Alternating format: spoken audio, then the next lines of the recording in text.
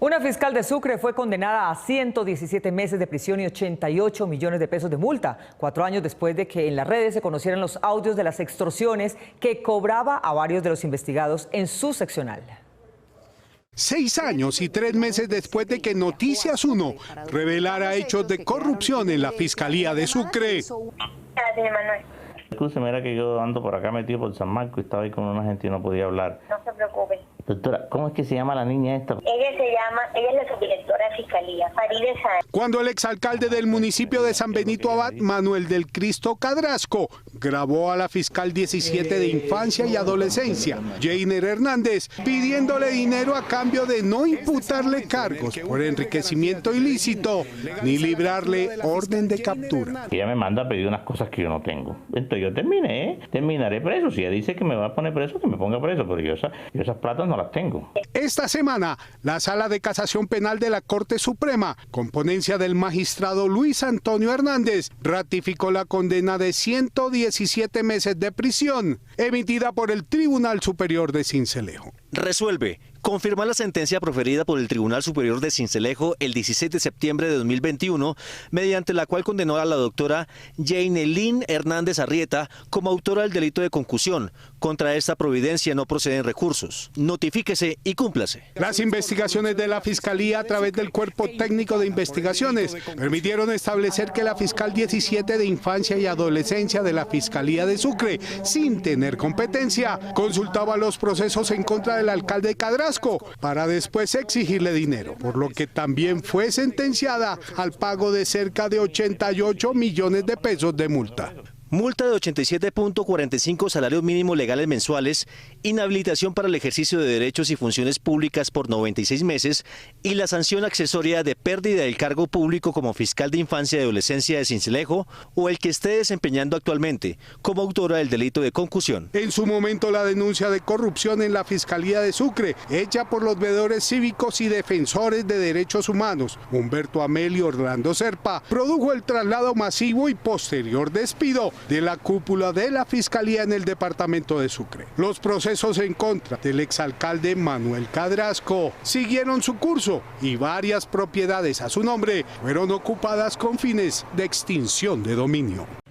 Un concejal de Maicao, Guajira, fue identificado por la DIAN como cabeza de una organización criminal que se encargaba de legalizar en Colombia la carne de res o carne de reses introducidas al país de contrabando desde Venezuela. Una banda dedicada al contrabando de carne entre Venezuela y Colombia fue desarticulada por las autoridades, que pudieron establecer que era liderada por Ancísar Cárcamo, alias Chichi, actual concejal del municipio de Maicao en La Guajira. Se dedican al ingreso, a la venta y a la comercialización de carne de contrabando. Fueron capturados 10 personas que se hacen denominar los trocheros. De acuerdo con la investigación, el concejal Cárcamo y sus secuaces traían carne proveniente de criaderos y mataderos clandestinos de Venezuela. Una vez esta entraba al país, era mezclada con carne legal en 2 frigoríficos de La Guajira para luego comercializarla en diferentes carnicerías del departamento. Esta carne no cumplía con ningún registro fitosanitario y ponía en riesgo la salud colectiva del pueblo guajiro, especialmente la del maicaero. Entre los 10 capturados hay 5 comerciantes que vendían la carne de contrabando en la plaza de mercado de Maicao sin ningún control. Estas personas habían evadido revisiones fiscales, pago de impuestos y habían obtenido recursos superiores a 10.000 millones de pesos en los últimos 5 años.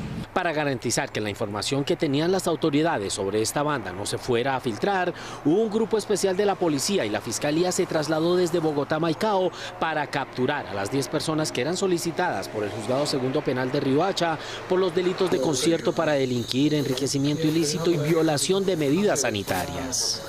Uno de los abogados de las familias que perdieron a sus parientes en el incendio de la cárcel de Tuluá sostuvo que aunque la conflagración se hubiera producido en una refriega interna, también le cabe responsabilidad al IMPEC. Víctor Ballestas. Mónica, aunque insuficiente el turno de guardianes del momento en que se inició el incendio, que era de 14 personas, solo estaban 6 en sus puestos y el resto, al parecer, en las fiestas del puente festivo.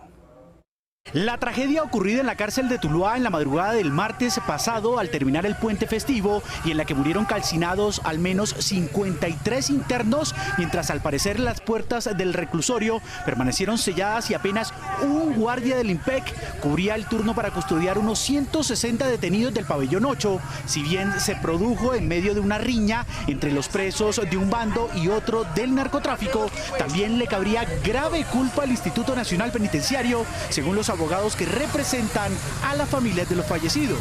Hoy el responsable directo es el IMPEC. Jonathan Velázquez es apoderado de varias familias enlutadas por la pérdida de sus parientes en el interior del penal. Según las informaciones que se han recopilado en principio y que aún son materia de investigación, mientras algunos guardianes de un grupo total de 14 disfrutaba de las fiestas municipales de fin de semana en lugar de estar en su puesto de trabajo, dos caciques o plumas, como les llaman en los reclusorios a quienes tienen liderazgo en los patios, se enfrentaron con sus grupos de hombres. Los jefes que habrían iniciado la riña fueron identificados como Brian y Miller, y estos también habrían muerto en medio del incendio que tomó velocidad rápidamente. En este momento, ¿qué es real y qué no tiene discusión? Que el incendio tomó una proporción descontrolada porque no había un sistema contra incendios. Según han declarado algunos testigos, el incendio se habría propagado por las colchonetas a las que les habrían puesto fuego como parte del pleito. Las llamas se extendieron consumiendo rápidamente la vieja estructura de la cárcel de Tuluá. La normatividad carcelaria nos habla de que las colchonetas que deben ingresar a los centros de reclusión no deben ser inflamables. Hay una normatividad muy clara en ese tema y evidentemente pues no está siendo cumplida. Por la gravedad de las quemaduras de otros internos que se encuentran en distintos hospitales del Valle del Cauca, no se descarta que la cifra de fallecidos aumente. Las familias han anunciado que demandarán al Estado por su presunta responsabilidad en la tragedia. Aunque el Partido Conservador cambió de presidente y este anunció que haría parte del acuerdo nacional que convoca Gustavo Petro, otros miembros creen que la nueva directiva no está interpretando la base. Eduardo López Júquer. Mónica, los senadores Rodríguez y García estuvieron en la misma reunión y dicen que lo que se acordó en ella fue un parte de independencia, no de vinculación del partido al programa del próximo gobierno. Muy temprano, la mañana del jueves, Omar Yepes ingresó por última vez a la sede del Partido Conservador en el Parkway de la Soledad en Bogotá como presidente de la colectividad. Renuncia. Después de una acalorada sesión del directorio nacional, el octogenario líder caldense fue reemplazado por el joven senador antioqueño Carlos Andrés Trujillo. Sí, lo juro. Quien se encargó de entablar los diálogos con el presidente electo Gustavo Petro. Yo le deseo suerte. Antes de retirarse del despacho que ocupó durante los últimos 3 años, Yepes reiteró su posición de llevar a la colectividad a la oposición al nuevo gobierno y le dio sus recomendaciones a su sucesor. Y que se mantenga la línea muy al pie de la doctrina y muy al pie de los principios que lo han caracterizado a lo largo de los años. El nuevo presidente conservador, Carlos Andrés Trujillo, al margen de las recomendaciones de su antecesor caldense, fue claro en señalar para dónde va el partido. La decisión tomada es hacer parte del acuerdo nacional y no ser oposición. La pregunta al nuevo presidente de la colectividad azul fue si la vinculación al gran acuerdo nacional convocado por el presidente Petro era burocrática, es decir, por puestos en el nuevo gobierno. El exalcalde de Itagüí respondió: esos temas no se tocaron. En círculos políticos y jurídicos aseguran que Guillermo Reyes es su cuota en la comisión de empalme en el sector justicia. Varios integrantes del directorio nacional que acaba funciones el próximo 20 de julio discrepan de las afirmaciones de Trujillo. Mi postura es independencia y eso es lo que el partido acordó. Gran mayoría del Congreso de apostarle a ser independientes para poder ayudar en los grandes temas que le sirvan al país. Algunos militantes anunciaron que Trujillo no la tendrá fácil en la presidencia conservadora y que desde ya enfrentará la oposición de los jóvenes y las bases del partido en todo el país. El dólar y las tasas de interés subieron esta semana a niveles históricos. Los expertos dicen que los gastos que, a pesar de la situación, ha hecho el gobierno, sacaron su comportamiento del marco fiscal y al nuevo gobierno le va a tocar retomar el curso.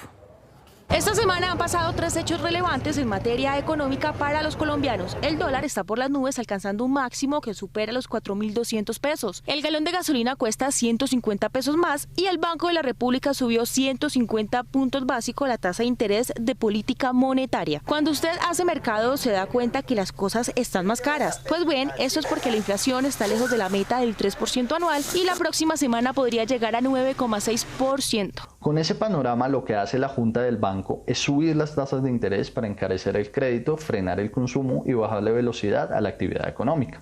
Eso significa que vamos a ver un crecimiento económico más bajo y una generación de empleo más lenta. Puede representar algún problema adicional para el sector productivo en un momento en que, tanto por las consecuencias de la pandemia y como por las amenazas de la economía mundial, puede estar requiriendo ese crédito. En julio, el Banco Central podría volver a subir otros 150 puntos básicos sus tasas, y ello depende de la posibilidad de una crisis económica global jalonada por la posible recesión de Estados Unidos, que a su vez tiene disparado el dólar. Pasando a la gasolina, hace 2 semanas el gobierno Duque presentó el marco fiscal de mediano plazo en el que planteó, entre otras, cómo le entregará las cuentas y la trayectoria del déficit fiscal al nuevo gobierno. Esas cuentas decían que entre junio y julio el gobierno iba a subir el precio de los combustibles 400 pesos. Hoy sabemos que en junio no hizo el incremento y que en julio la subida será solo de 150 pesos. Eso significa que al gobierno Petro le va a quedar un déficit fiscal adicional de más o menos 1 billón de pesos por cuenta de las decisiones que el gobierno Duque anunció, pero que finalmente no quiso asumir. Pero el déficit de este fondo de estabilización del combustible para el fin de año se estima que es de cerca de 30 billones de pesos. El próximo gobierno tendrá que conseguir los recursos para poder cubrir este déficit. En conclusión, el gobierno Duque no dejará, entre comillas, en orden la casa como lo había anunciado e incumplió en menos de 15 días el marco fiscal de mediano plazo. Se disputó en Bogotá la Copa Goleadoras, torneo que sirvió de preparación para el equipo femenino oro y platino Condoto, elegido por la Fundación Goleadoras para que represente a Colombia en el Mundial de Niñas en Qatar, junto a equipos de otros 23 países.